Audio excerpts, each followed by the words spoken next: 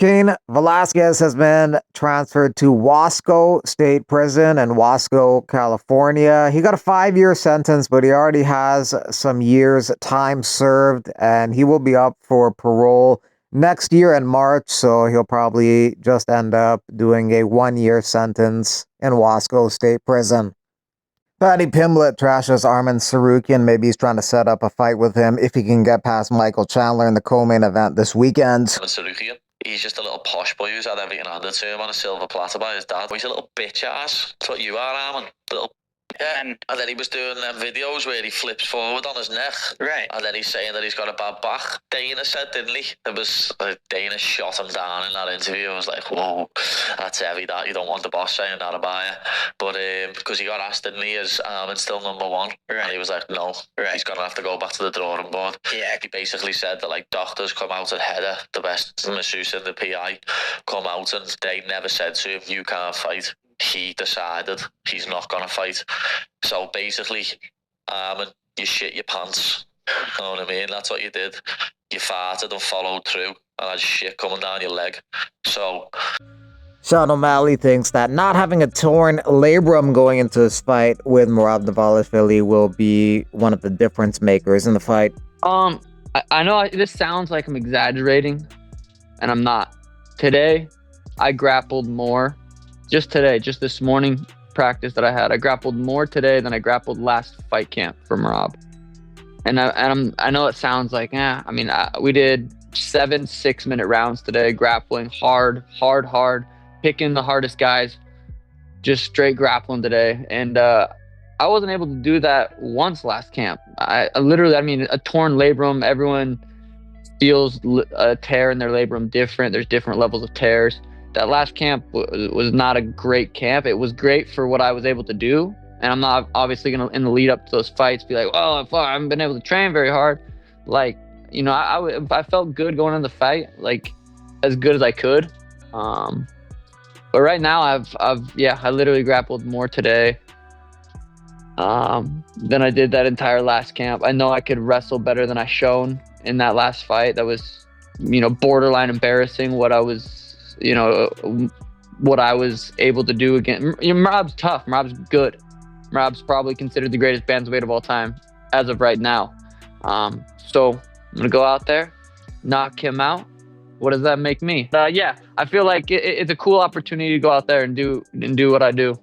That 316 card is added Joe Pyfer versus Kelvin Gastelum. That was supposed to happen last week in Mexico City, but Pyfer got sick. So you have 2 title fights on the card, 2 bantamweight title fights on the card. You got Batista versus Vera, Johnny Walker versus Azamat Murzakanov, Silva, Van, Spivak, Gaziev, De Silva, Wang, and also Pyfer Gastelum. Unbeaten British prospect Shanelle Dyer has parted ways with the PFL. She's now set to compete on Dana White's Contender Series on September 9th. She is going to be fighting Jungle Fight flyweight champion Carol Foro. Shanelle Dyer has a couple impressive knockouts, like a spinning elbow knockout, and she also kicked this girl in the head in the PFL and knocked her out.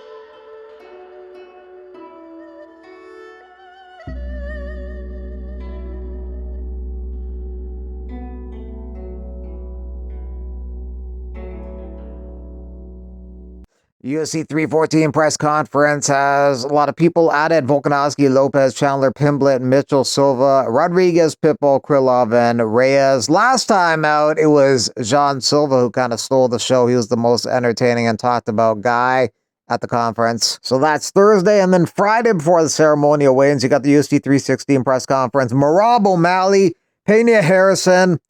Pena and Harrison will probably go at it. Pena's pretty good at riling up her opponents and getting them to bite on her trash talk. Carlos Prates taking on Ian Garry, April 26th in the main event at Kansas City.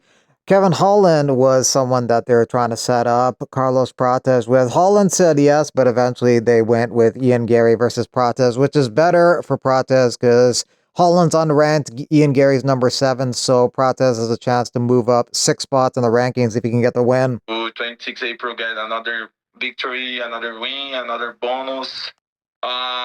Maybe Kevin Holland, I think. Okay. Offered the fight for many guys, but nobody was wanting the fight.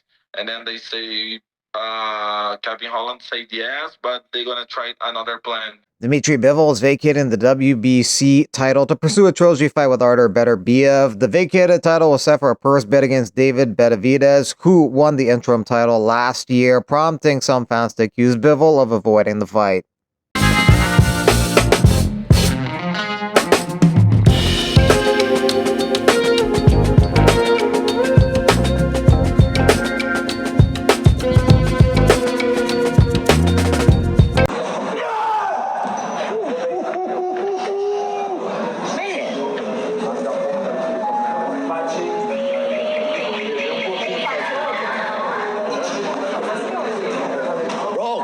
Power. This guy's powerful, man. That's the secret. That's the secret, bro. And he just got.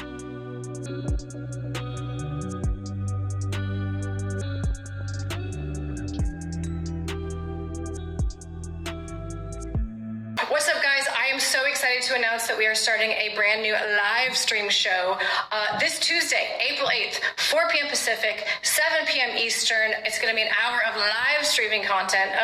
It'll be me, and my first guest is going to be the champ himself, Merab Dvalishvili. Now, Merab has no idea that I have a little activity planned for us. It's going to be awesome. It's going to be a surprise. He has no clue what's happening. I sure do, and it's going to be a blast. So don't miss it. Just head over to the UFC's channel on kick.com. Again, 4 p.m. Pacific, 7 p.m. Eastern, live on kick.com, and we will see you there. This coming Friday in Orlando. The main event has now been changed. That's because Tyler Santos, last year's runner-up, she is now out. So Juliana Velasquez will now face Ekaterina Shakalova, and that will be a new one in the tournament. And the new main event on Friday night will be Leandro Higo taking on Josh Reddinghouse. Michael Bisping will star in the movie Atlas King. The film follows a hardened ex-fighter who comes back to town after years in exile to bury his best friend and settle old debts. Reunited with his godson, a street-level enforcer tied to a criminal syndicate, the two forge an uneasy alliance and plot a high-stakes heist to escape the grip of a ruthless mob boss.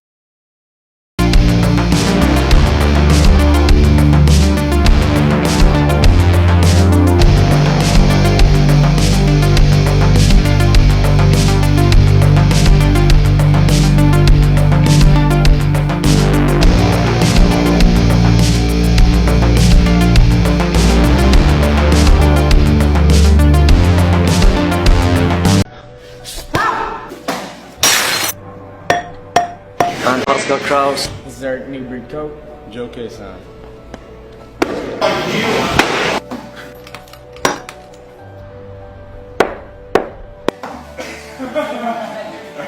Again. One more.